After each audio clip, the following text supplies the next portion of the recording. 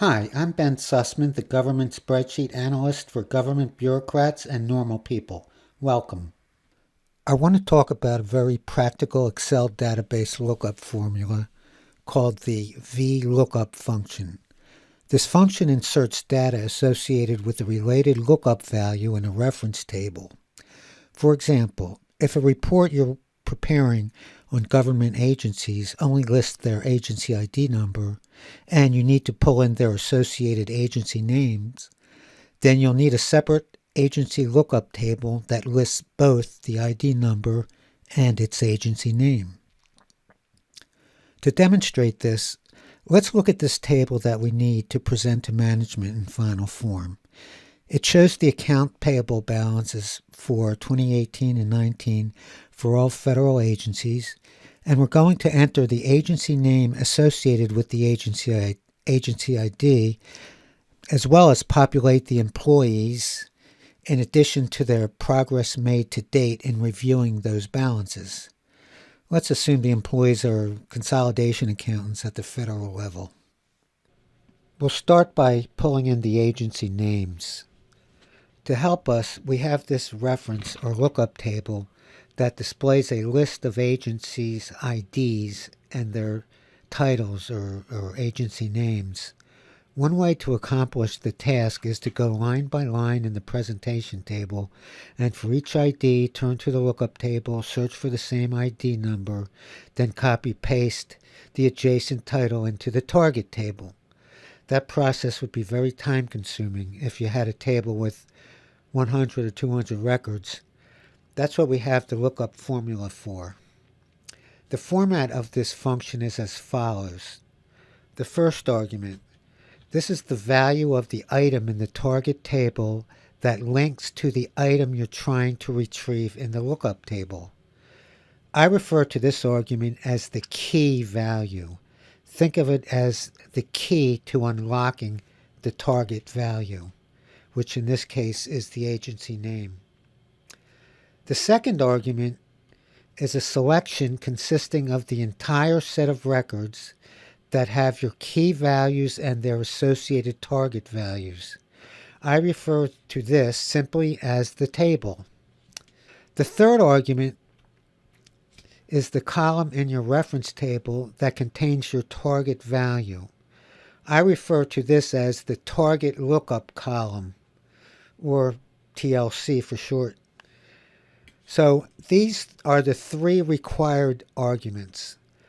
First, the lookup key in the target table.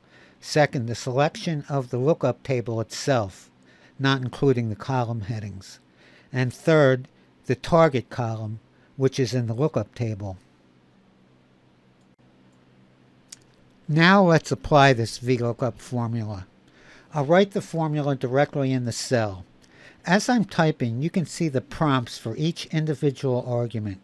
So for the first value, I'll just navigate to cell A5 for the key value. Then I'll tab over to the data table, which is the reference or lookup table, and select the entire table except for the column headings. And finally, I'll type in the target lookup column, which is 2, column number 2. Note that the column number in the third argument is relative to the table. In other words, if this table started out in column D, for instance, you would still type in column 2.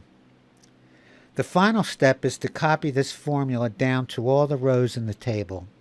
I'm just dragging the handle in the lower right corner of the cell. However, there's one problem. Notice that as you cursor through the rows, the formula reference changes, since by default the table range is a relative range reference. But obviously the table should remain the same for each row. So what you have to do is to insert your cursor into the formula in the formula bar, and for both the start and the end references in the range, you have to press the F4 function button on your keyboard, which will change the range from relative to absolute cell references.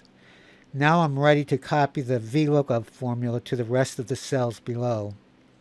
I just double-click the bottom right corner and that's it. Now let's add the staff names to our target table. In this organization, each employee is assigned to at least one agency as a desk officer or contact. Since our reference table displays the contact column, we can use a Vlookup formula to pull in the employee's name. The only value we have to change in the formula is to change the target lookup column to 3. However, since we'll be copying the existing formula from the agency column, we will need to revert the lookup key, that is the first argument, to column A. I'll show you what I mean. Now we'll copy the formula and change the 2 required arguments. Notice the NA error message due to the changing position of the key lookup value cell, moving from column A to column B upon copying. We'll just go in and replace the column back to A. The same for the third argument, the target lookup column. Note that if we hadn't changed this value, we would have had the same results as in the agency column. Now that we made the formula fixes, we'll just copy them down to all the other values. Before we get into our last example, I'll briefly explain the so-called optional fourth argument. This really should be a required argument, and I'll explain why shortly. The reason I left it off in our previous examples is to simplify how the formula generally works. This fourth argument is a Boolean value, meaning it's either true or false. The default value is true, meaning that the formula searches for the first exact match of your lookup target. However, if an exact match is not found, then the formula looks for the largest value that is less than the key lookup value. Bear in mind that this option applies primarily to quantitative lookups. Now, if the argument is false, then the formula searches only for the first exact match. Otherwise, an NA error value is displayed. And here's why it's important to use the false option for discrete lookups, meaning text or ID type values, including our first 2 examples. In this example, I've used the same tables as previous, except I abbreviated them and moved some data around to demonstrate the results when no option is used. Now, in our previous examples, there was an exact match in our target table for each agency ID. But what if our target ID column inadvertently contains ID 06, for which there is no agency name assigned in the lookup table? Well, by not including the false argument, the formula looks for the highest match that is less than the current key lookup value. In this example you see here, the Government Accountability Office, or GAO as it's called, is selected because 05, the true GAO ID, is the highest value that is less than 06. Obviously this is incorrect. However, by the logic of the Vlookup formula, this is the result. Now we'll see what happens when we do include the false argument. Remember, the false argument searches only for an exact match. Otherwise, the NA value is given in the target column. And as you see here, ID 06 does indeed produce the NA target value, which is correct. Now for our final example, let's assume that the manager wants to see the percentage of the accounts reviewed by each employee. However, she doesn't want to wade through a bunch of odd percentage numbers.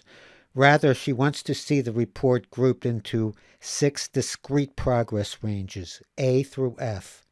Therefore, we'll use this new reference or lookup table, which groups these 6 percentage ranges into the letter assignments that you see here. The Vlookup formula will be very similar to the previous ones, except that we will use the true argument rather than the false one. Also, beware that although the default optional argument is true, I would advise that you actually use the true argument because, as I stated previously, unexpected results can occur if you leave that argument blank. However, you definitely do not want to use the false argument because the formula will only match the target value where an exact match occurs, i.e., any percentage numbers between each of the six ranges will be ignored. Look what happens when we do apply the false argument. Note that using the false argument here results in a target value being returned only where the key lookup matches the value in the lookup table. In this example, therefore, only the 30% and the 60% values are matched. All other key lookup values result in NA error values. On the other hand, when we use the correct true argument, all target values are returned because the true argument means that if an exact match is not found, then the formula looks for the largest value that is less than the key lookup value. In this example, all key lookup values return a target value. One final thing to learn about using Vlookup formulas. That is, if the optional fourth argument is true or blank, you must sort your values in the first column of the lookup table in ascending order. Recall my last example using the range of percent of accounts reviewed.